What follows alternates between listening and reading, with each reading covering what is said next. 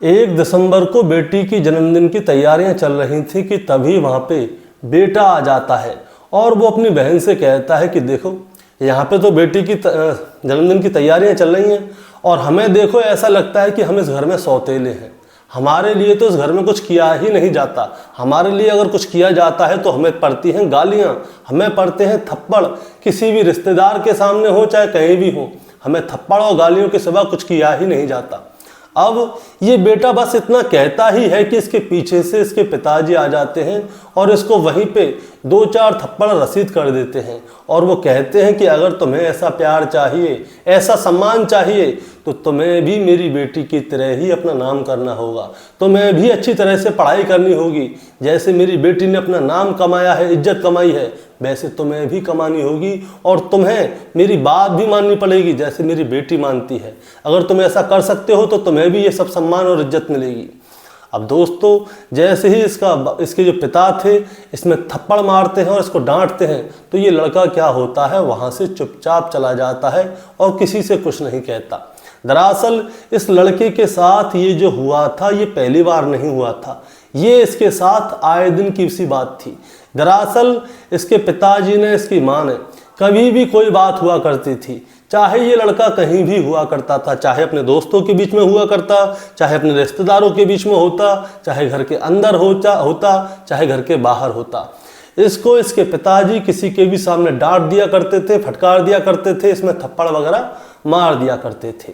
अब कुछ नहीं, थोड़े दिन बीतते हैं और अब आते हैं इनके माता पिता की शादी की सालगिरह। अब क्या होता है दोस्तों, जैसे ही शादी की सालगिरह की तैयारियां चलती हैं तो पता चलता है कि उसी दिन सुबह 4:30 बजे इस घर में 3 लोगों की बड़ी बेदर्दी से हत्या कर दी जाती है। अब 3 लोगों की हत्या हो गई तो उसके बाद में पुलिस मौके पर पहुंचती है और उसके बाद में पूरे हत्याकांड का खुलासा करती है और उसके बाद में हमें पता चलता है कि एक छोटी सी वजह की वजह से इस परिवार के 3 लोगों की हत्या कर दी गई। यानी कि एक छोटी सी वजह की वजह से इतनी बड़ी वजह बन गई। दोस्तों, कहानी शुरू करूंगा उससे पहले मैं आपसे बस यही कहना चाहूँगा कि अगर आप मेरे चैनल पर नए हैं तो चैनल को सब्सक्राइब कर दीजिएगा ताकि रोजाना शाम को 8 बजे मैं आपके लिए एक सच्ची घटना की कहानी लेकर आ सकूँ। नमस्कार दोस्तों, मैं गौरव शर्मा और आप देख रहे हैं गौरव शर्मा सफ़र। दोस्तों, आज की जो सच्ची घटना मैं आपको सुनाने जा रहा हूँ, ये सच्ची घटना शुरू होती है राष्ट्रीय राजधानी क्षेत्र दिल्ली के दक्षिण जिले से और दक्षिण जिले का ही एक थाना लगता है नेवसलाय और नेवसलाय का एक गांव लगता है देवली और देवली गांव में ही एक चौपाल होता है। वहीं पे एक बॉक्सर रहा करता है जो छोटी मोटी प्रतियोगिताएं होती हैं, यहाँ तक कि राष्ट्रीय लेवल की जो प्रतियोगिताएं होती हैं वहाँ तक उसने कुश्ती की है और उसमें उसने कईयों मेडल भी जीते हैं। दरअसल उस पहलवान की एक आदत थी, वो क्या करता था, रोजाना सुबह उठता था, 4:30-5 बजे उठता था। उसके बाद में वो रोजाना या तो टहलने के लिए जाया करता था या जिम जाया करता था। अब 4 दिसंबर 2024 की सुबह क्या होता है दोस्तों, सुबह लगभग 5:30 बजे का वक्त होता है। वो रोजाना की तरह 5:30 बजे अपने घर से बाहर निकलता है और अपनी मम्मी को आवाज़ देता है कि मम्मी इस गेट को अंदर से लगा लेना, मैं टहलने जा रहा हूँ। जब ये आवाज़ लगा रहा था अपनी माँ को गेट बंद करने के लिए तो पड़ोस में ही एक बूढ़ी औरत रहती है, तो उसके कानों में भी ये आवाज़ पहुँच जाती है कि ये अपनी माँ से कह रहा है कि मम्मी गेट को अंदर से बंद कर लो और उसके बाद ये टहलने के लिए चला जाता है। लगभग 1-1.5 घंटे बाद ये वापस अपने घर पे आता है। 6:30 से 7 बजे के समय के बीच का समय होता है दोस्तों। ये घर आता है, घर का दरवाज़ा जो है वो खुला होता है और जैसे ही ये घर के अंदर प्रवेश करता है तो वहाँ का नज़ारा देखकर इसकी आंखें खुली की खुली रह जाती हैं। दरअसल दोस्तों होता क्या है, जो इसके घर का जो ग्राउंड फ्लोर है वहाँ पे इसकी बहन की लाश पड़ी हुई थी और लाश कुछ इस तरह से पड़ी हुई थी कि उसकी गर्दन को किसी ने काट दिया था। ऐसा लग रहा था कि मानो कि उसकी गर्दन उसके शरीर से अलग होने ही वाली हो, तो उसको वो सही से नहीं दिखता। दरअसल जो उसकी बॉडी थी उसके ऊपर एक कंबल पड़ा हुआ था या कोई चादर पड़ा हुआ था।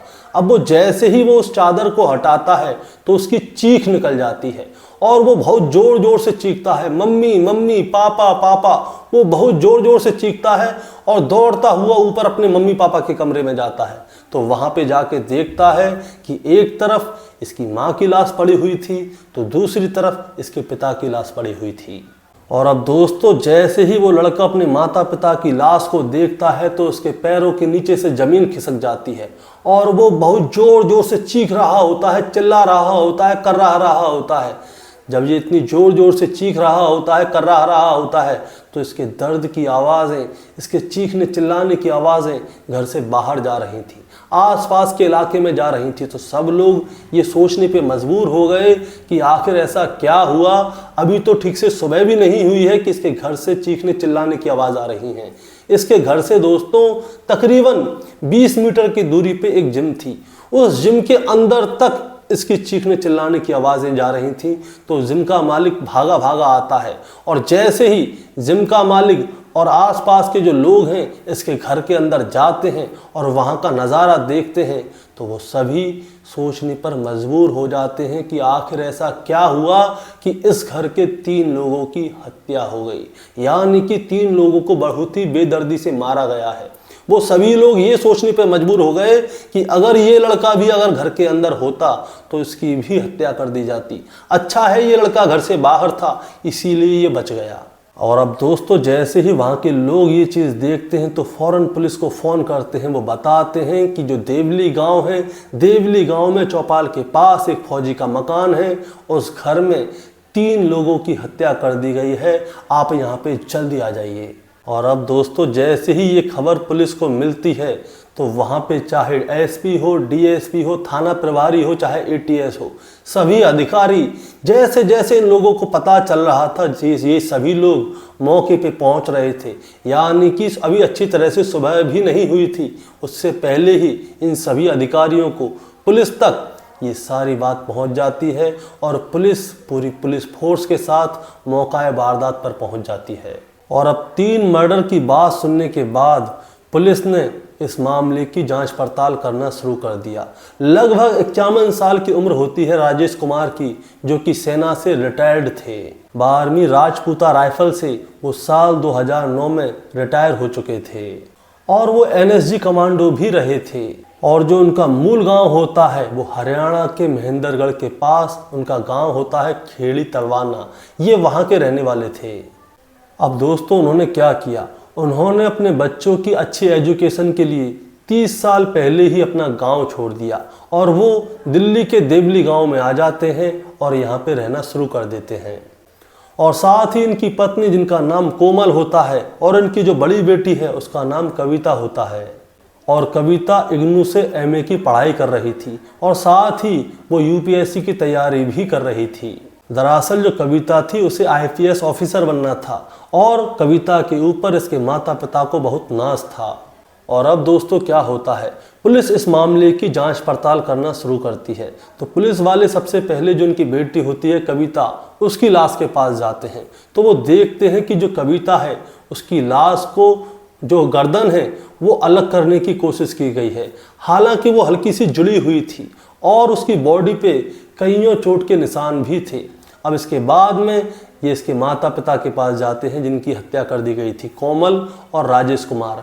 इनके साथ क्या होता है, जो इसकी माँ थी कोमल उसकी भी गर्दन काटी गई थी और जो राजेश कुमार है उसकी गर्दन तो काटी गई थी लेकिन उसके साथ साथ उसके सर पे किसी भारी चीज़ से वार किया गया था।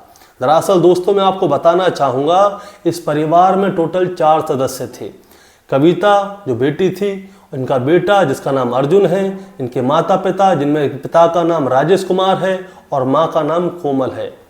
घर में 3 लोगों की हत्या कर दी गई है और जो उनका बेटा था उसका नाम अर्जुन है, वो उस वक्त मौके पे नहीं था, वो टहलने के लिए गया हुआ था। अब पुलिस किसी से पूछे तो क्या पूछे, मैं आपको एक और बात बताना चाहूँगा। जो अर्जुन है वो एक बॉक्सर है और उसने कईयों कंपटीशन लड़े हैं और उसमें उसने कईयों मेडल भी जीते हैं। अब क्या होता है दोस्तों, पुलिस वाले जो हैं अर्जुन के पास जाते हैं और उससे पूछते हैं कि बताओ यहाँ पे क्या हुआ था। तो अर्जुन बताता है कि मैं रोज़ाना सुबह 4:30-5 बजे जाग जाता हूँ, उसके बाद मैं जिम जाता हूँ और टहलने के लिए जाता हूँ। लेकिन आज जो है मैं सुबह 5:30 बजे उठा था और 5:30 बजे उठने के बाद मैंने बाहर से ताला लगा दिया। दरअसल हमारे घर के लॉक का ये सिस्टम है, अगर कोई बाहर से ताला लगा दे तो अंदर वाले लोग भी उसे खोल सकते हैं। और उसके बाद मैं टहलने के लिए चला गया था और टहल के जब मैं वापस आया तो मैंने देखा कि यहाँ पे ये कांड हुआ पड़ा है। जब ये वाली बात वो पुलिस वालों को बता रहा था तो पड़ोस की एक बूढ़ी औरत भी वहाँ पे आ जाती है।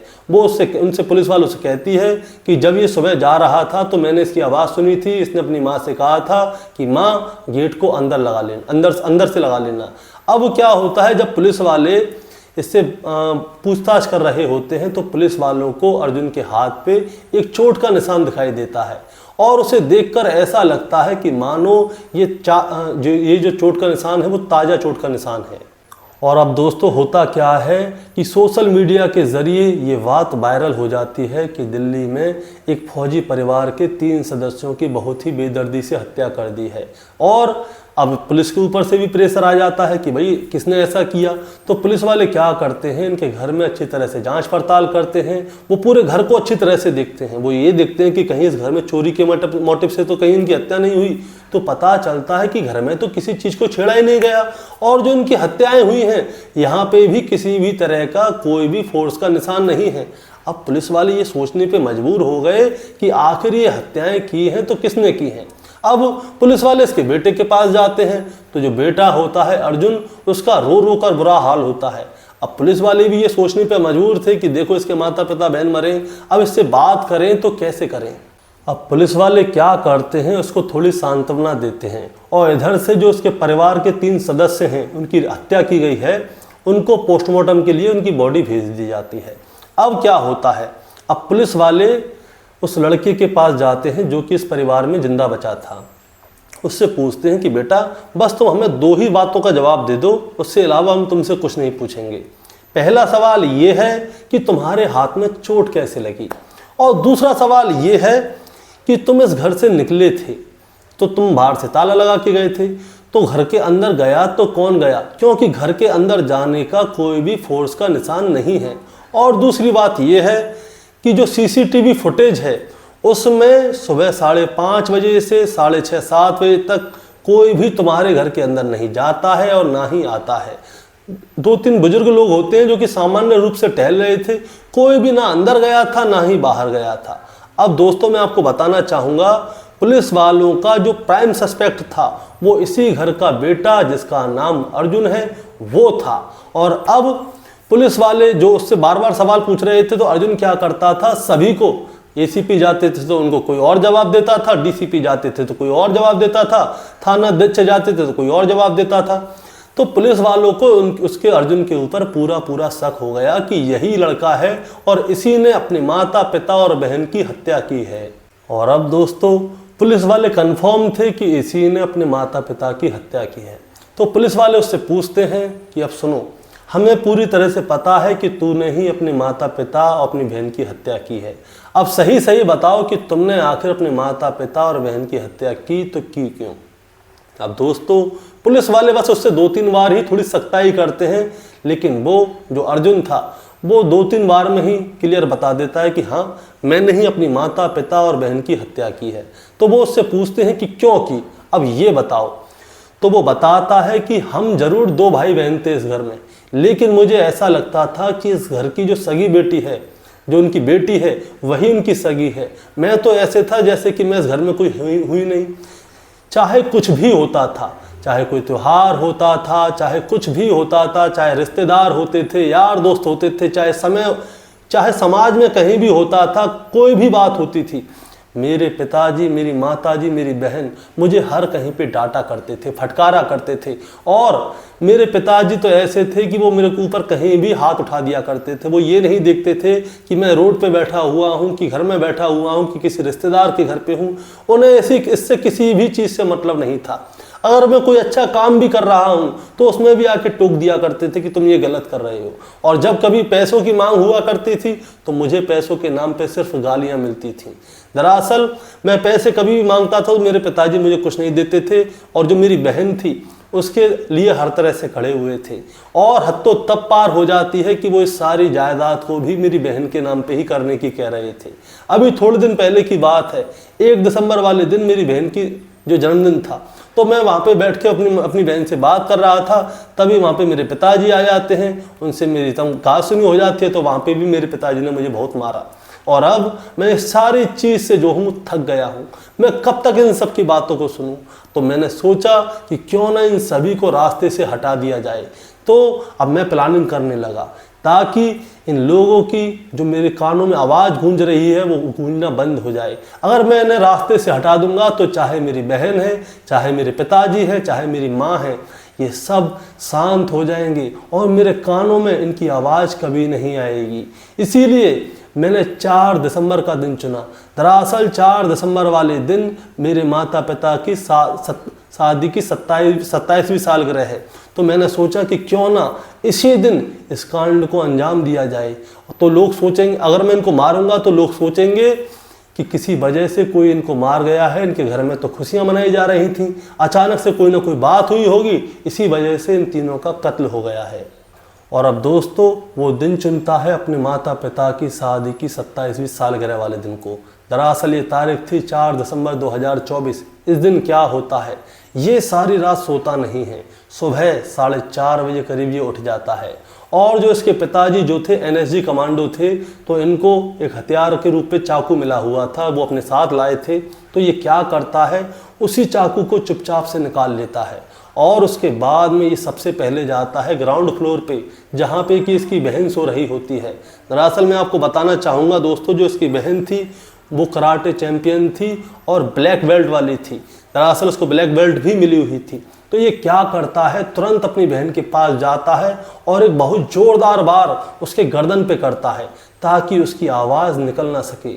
लेकिन इसकी बहन की जब गर्दन को काटा जाता है तो उसकी आंखें खुल जाती हैं और वो बचाव की बहुत कोशिश करती है, लेकिन उसकी गर्दन पे वार हो चुका था। तो वो क्या करता है, बार बार उसकी गर्दन पे ही वार करता है।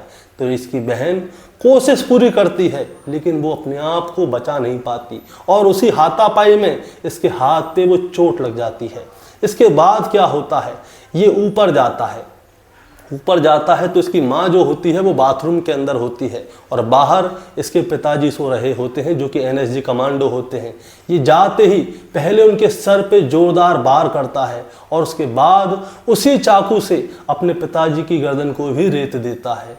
अब ये जैसे ही अपने पिताजी की गर्दन को रेत के खड़ा ही होता है, तभी इसकी माँ जो होती हैं वो बाथरूम का दरवाज़ा खोल के बाहर आ जाती हैं।